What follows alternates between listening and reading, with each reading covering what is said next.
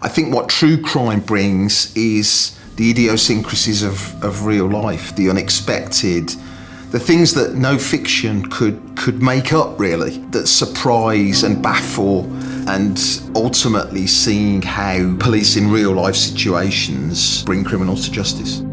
What happens with unsolved cases in an area like Pembrokeshire, which is rural and coastal and, you know, quite isolated in parts, there's a sort of mythology grows around these crimes that almost have a sort of bogeyman kind of presence in people's minds. You know, there's a kind of Jack the Ripper kind of idea that while something is unsolved, people talk about it in hushed tones and people feel very vulnerable, I think, actually.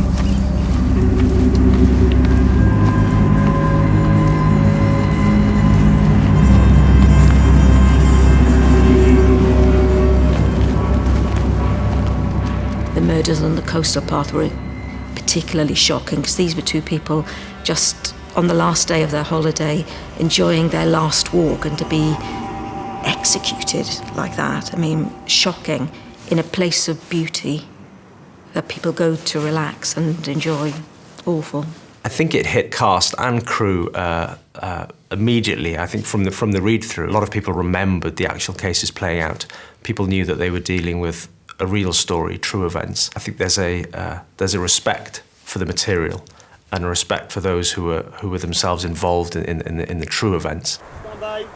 I think when you go to real places, especially real murder sites, everybody understands the responsibility of shooting there. You're not just making stuff up.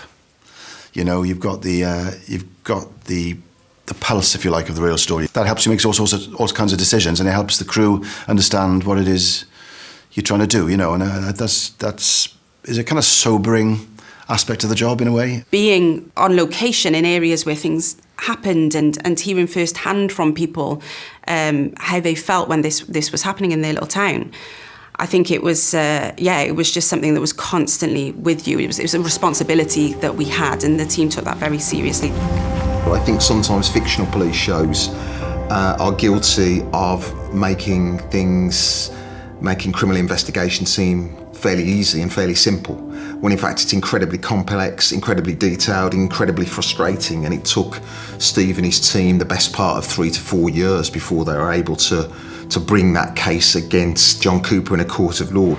I think it's probably going to be perhaps difficult for people, but I hope that in telling the story that we do it justice. Please, Becky, for a take. I mean, I think it's very much a story of its place, so there was never any question that we weren't going to go to Pembrokeshire, but because of timing and the window of opportunity we had to film with Luke, we had to shoot at the very beginning of 2020. So we decided to maximise the amount of shooting we did in Pembrokeshire across a period of 2 to 3 weeks, knowing that we would then come back to a Cardiff environs to do a lot of the interiors of the drama. Given that we had one intense period in Pembrokeshire where we had to achieve all of our exteriors, I don't think we could have been blessed with better weather, and just the fact that we weren't being battered by storms and rain and wind made it filmable, but we did get beautiful light. So, and the other thing you get at this time of year is winter sun is quite low in the sky. So photographically, it's a very pleasing sort of look. But I do think that Mark, the director, has captured the landscape at a time when it feels at times sort of malevolent, and I think that actually helps with the story. It's actually my first time working on a project in Wales. So for me, it's very poignant. The fact that it also is a Welsh story, and I got to visit some incredibly beautiful parts of Wales as well. It was a real pleasure being able to do a drama with a complete spread of local talents. It's just a joy to come to set and hear all these beautiful Welsh accents every day. I've missed it very much. I just loved working with the actors. I mean, I think it was so lovely that Luke was so keen to come back and play a Welsh character and take on the role of Steve Wilkins. He's magnetic on camera, and so he does a huge amount with very little, Luke. It's almost a classic old Hollywood quality.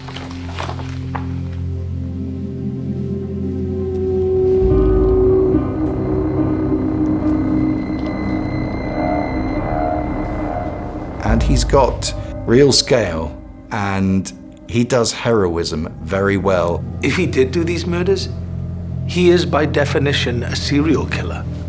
And given the opportunity, men like him, they always kill again. And I think he has this kind of stoic, formidable presence that you feel that he can go toe-to-toe with John Cooper. You know Detective Inspector Richards. I am Detective Superintendent Steve Wilkins. I know you are. Tricky always to cast, a real-life criminal who's, let's not forget he's there, he's incarcerated now and he did these things for real. So Keith delivers an incredibly chilling performance in that beneath this very affable mask that he puts on for the police in the initial interviews is this dark, menacing quality. And though we don't see the crimes he committed, we hear about them and they are ugly and nasty and violent. John, are you the person who on the 6th of March 1996 pointed a gun at 5 young people, 3 females and 2 males, on Knowlton Hill and searched them for money? Mr. Cooper has not answered. I think Ollie Ryan, who plays Andrew Cooper, John Cooper's son, who's had a terrible experience at the hands of his dad. I don't like people referring to him as my father. Okay, sorry. This is very much trying to tell his side of the story and the way he tried to help the police investigation, and he indeed did help Steve Wilkins in bringing his father to justice, and who achieves a form of redemption through this story. And then Caroline Berry, who plays Pat Cooper, is rather brilliant as Cooper's put-upon wife, absolutely terrified of him. You better be on your toes, I might want to talk to you. Talk to me? Well, what about? I don't know anything. When they come knocking, that's exactly what you tell them. And don't you go running off to Adrian because you feel sorry for him, he's a rat. Unable to escape the controlling influence that Cooper exerts on her. Welcome home, love.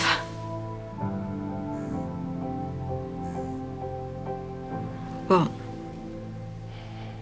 Come here. While he's in prison and then after he's left prison and the tragedy that ensues from that.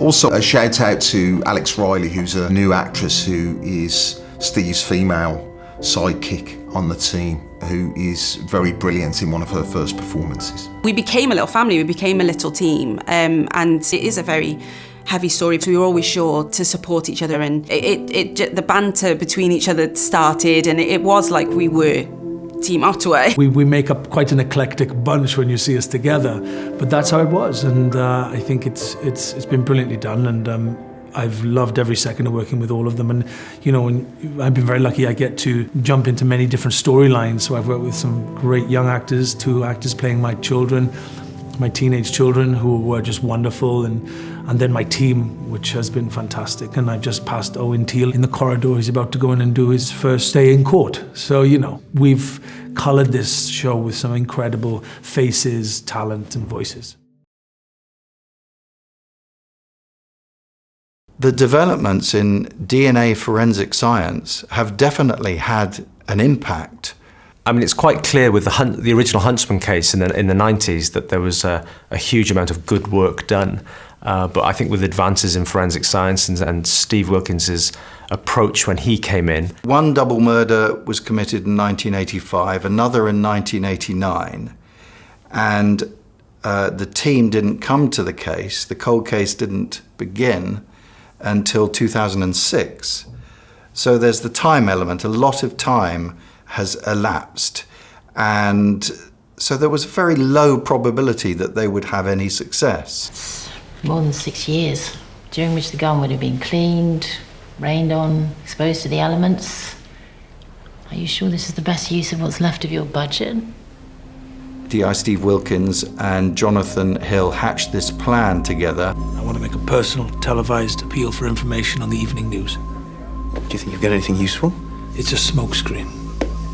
We're going to interview the suspect. I want to use the appeal to send a message to him in advance, plant something in his brain, make him good and paranoid. We're reinvestigating the cases, and we are confident we'll catch the culprit using DNA. He used media, which was still not an incredibly common thing to do in those days. The media and the police didn't trust them, and they never used them. And Steve and Jonathan Hill found a way to use it as a very, very powerful tool to pull the killer out. And that's a fascinating piece of storytelling. Developments in DNA analysis have revolutionized cold case reviews.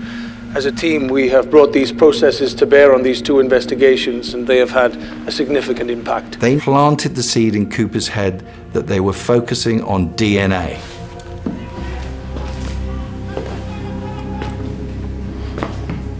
He was extremely calculated and well-read. He knew what he was doing.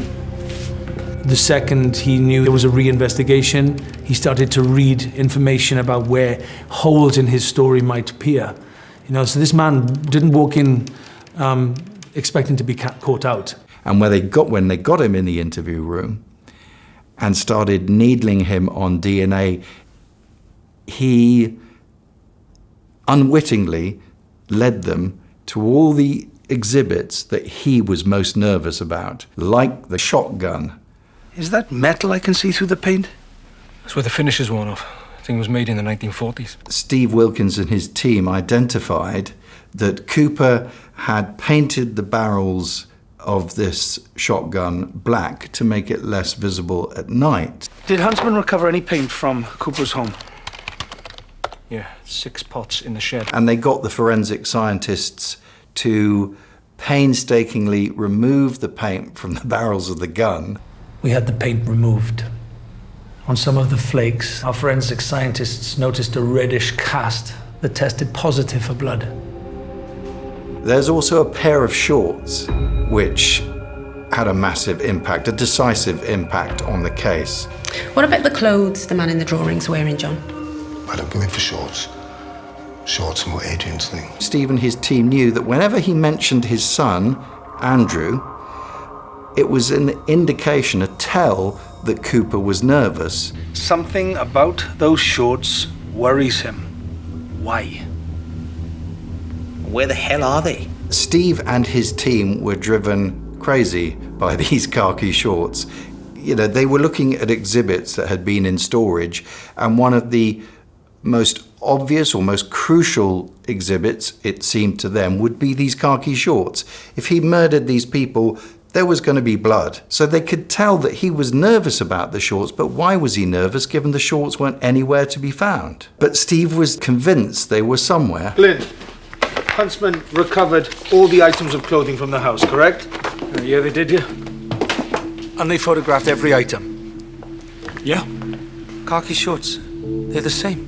Looking again at all the exhibit photographs, latched onto this pair of blue shorts, and they thought, what have we got to lose? Let's look at these. And hey presto, they go back to the storage facility, find the shorts, and they're not blue. It's the photographic process that's made them seem blue. They're khaki. They do look a lot shorter. Maybe he had them altered. Pat was a seamstress. They look like women's shorts. Yeah, well, they're all we've got. We're sending them in for testing.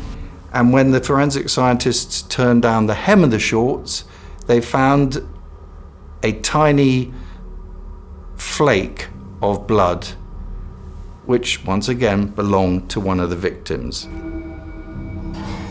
So the blood on the gun, the blood on the shorts, those were the two key exhibits which nailed John William Cooper. The jury have found you guilty of all 11 counts Shut up, on the you stupid indictment. bastard! I hereby sentence you to life imprisonment. The crimes for which you have been convicted are of such evil wickedness. The mandatory sentence of life This is not justice! will mean just that. This is a miscarriage of justice! I'm an innocent man! Take him down. This is not justice! The tenacity of the group meant that they pulled it off. It's a wonder that anybody gets away with anything, really. I mean, he was just so clever, though, wasn't he, John Cooper, in how he evaded justice for all that time. Today's verdicts are a warning to all individuals who would commit such terrible crimes. Whatever they touch will bear witness against them. Evidence lasts. It does not forget, and it cannot lie. and it will always be found by those with the will to find it.